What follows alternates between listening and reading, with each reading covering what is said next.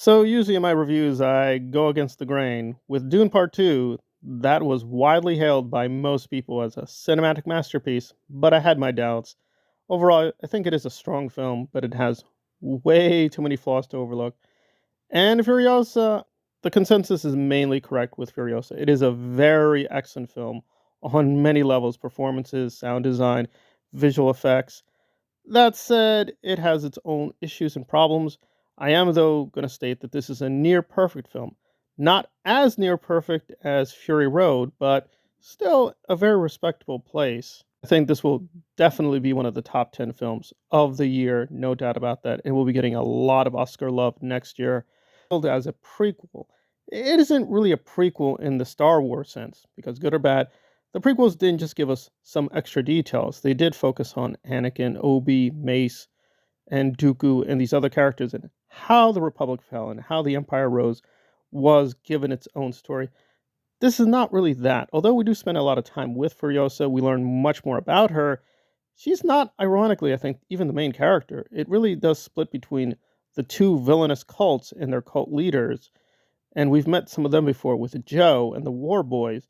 And I do like the Chris Hemsworth performance, although I'm not in love with it as much as other people. So we're spending a lot of time with those people and how Furiosa is reacting to them.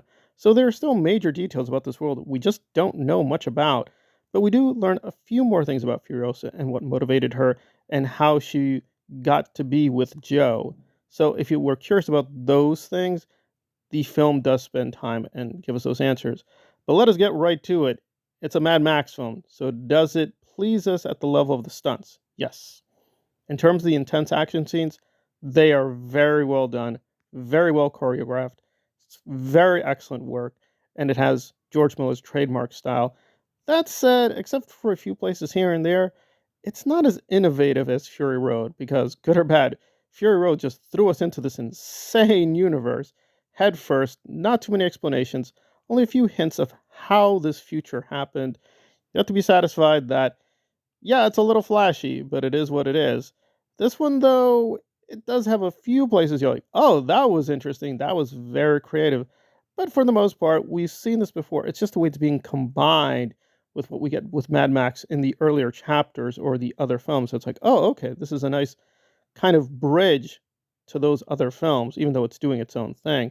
So from there, these things are very well done, but it's nothing like groundbreaking, like, oh, that's never been done before. And this is one place you have to be very critical of, is that the visual look is pretty strong, but Fury Road, yes, it had CGI, but the CGI was much more tame. Here, the CGI is very prominent. You will not be able to not notice it in a lot of shots. However, I do think with Snyder, whatever you think about Justice League, he had 4 hours to play with for a reason. And yes, you could have cut a few minutes here, a few minutes there, but the 4 hours justified themselves. With Furiosa, it is a long film and overly long in too many places. So I don't know why George did that. Again, I get it. He's a genius and a visionary. This definitely shows that. But I wish he had some better editing here and there. But those are very minor flaws. So the visual look is a bit of a drop off from Fury Road, but only slightly a little less grandiose than what we had before. So overall, very intriguing story. It is more like a spin-off tale. It's not really a prequel. But that aside, if you don't really care about the story structure and you're willing to go with what he's offering, this is a very, very intense and very, very visceral experience. I'm going to give Furiosa 8.85. It is that film was so Fury Road had virtually no problems.